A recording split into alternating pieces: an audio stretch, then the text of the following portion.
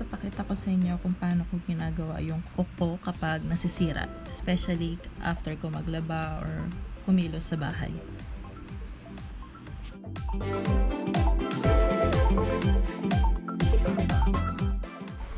Okay, so dito in-nail file ko yung pinaka top gel polish, and then after that lalagyan natin siya ng bulak na may acetone and then aluminum foil.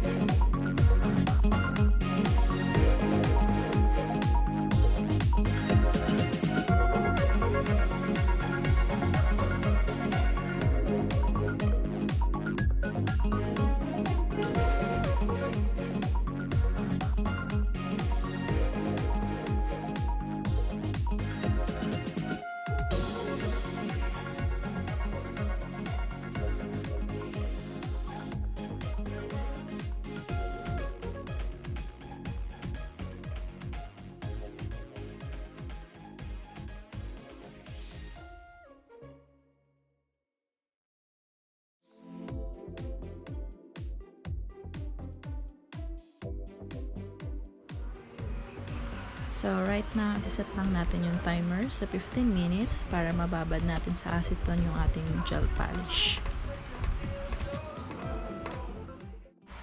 Okay, so after ng ilang minutes, pwede na natin i-check yung ating nails kung pwede nang tanggalin yung pinaka gel polish. Kapag pwede nang tanggalin, gamit lang tayo ng pusher para matanggal yung gel polish.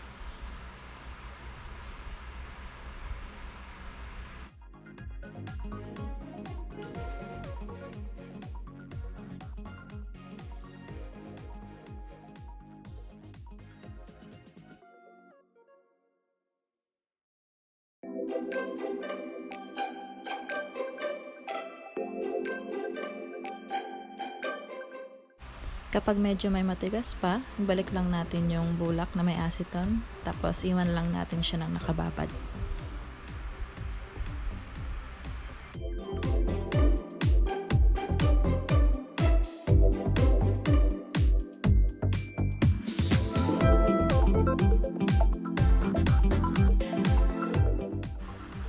So, ngayon, tatanggalin ko lang ulit yung aluminum foil. Tapos, i-check natin kung pwede na matanggal lahat ng gel polish. And then, after that, lilinisin na natin yung kuko natin.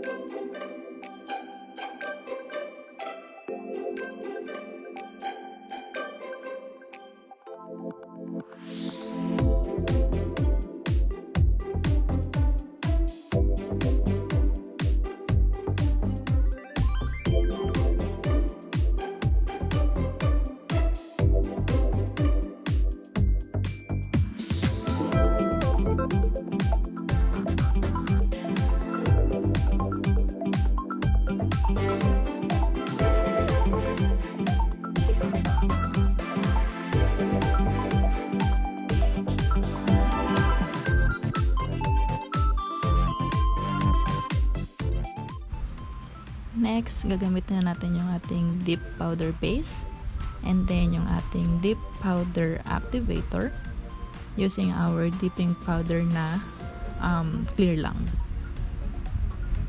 First, we're gonna use our dipping powder base para dito didikit yung ating clear dipping powder.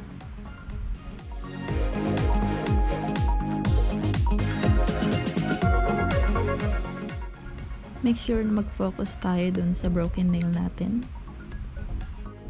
And then, let's dip our nail dun sa ating dipping powder.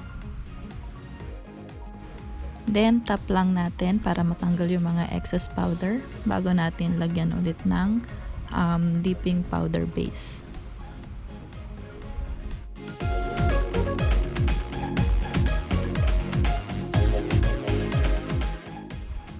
Repeat lang natin yung pagdidip ng powder. Siguro mga 3 times pwede na yun hanggang sa matakpan lang natin yung nasira nating nail.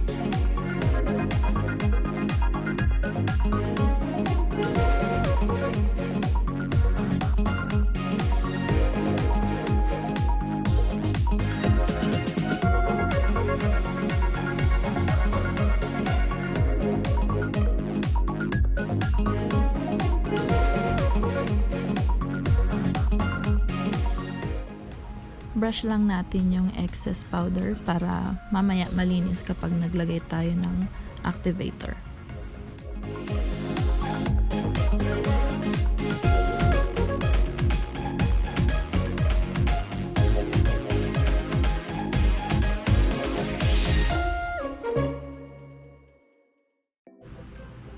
After natin lagyan ng activator, make sure maghintay lang tayo na matuyo siya bago natin siyang i-nail file.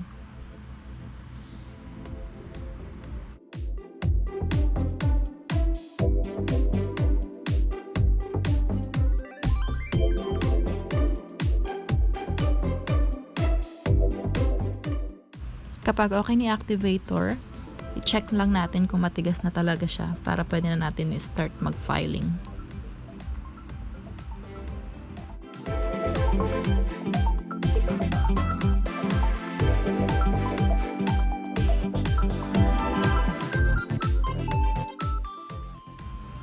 Okay, next, i-buff lang natin ng konti para matanggal yung mga magaspang sa surface ng ating nail.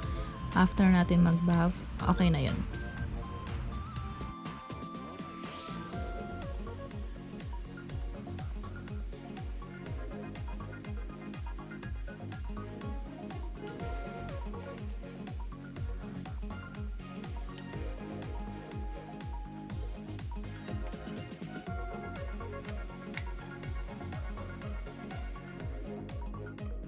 Next, syempre ang ating gel polish.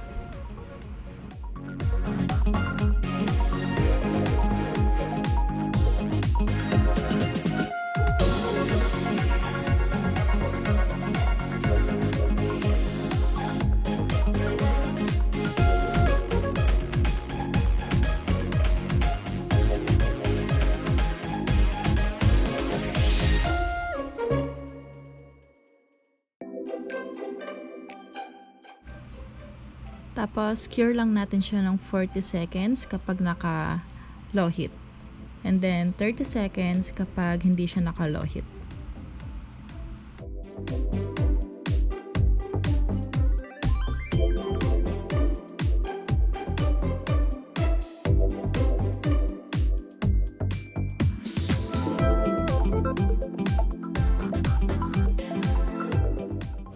I did 3 coating para sa polish na to.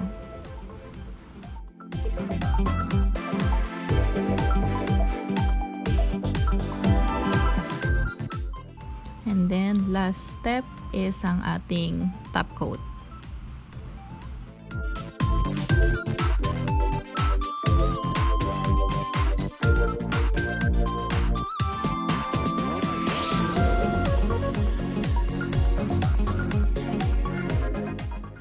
Don't forget i-lock natin yung ating top coat sa pinakadulo ng ating kuko para tatagal siya.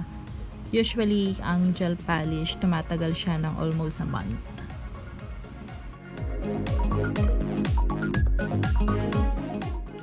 And there you have it guys, tuyo ng ating polish. Lagyan lang natin ng konting oil para magmukha naman siyang kamay.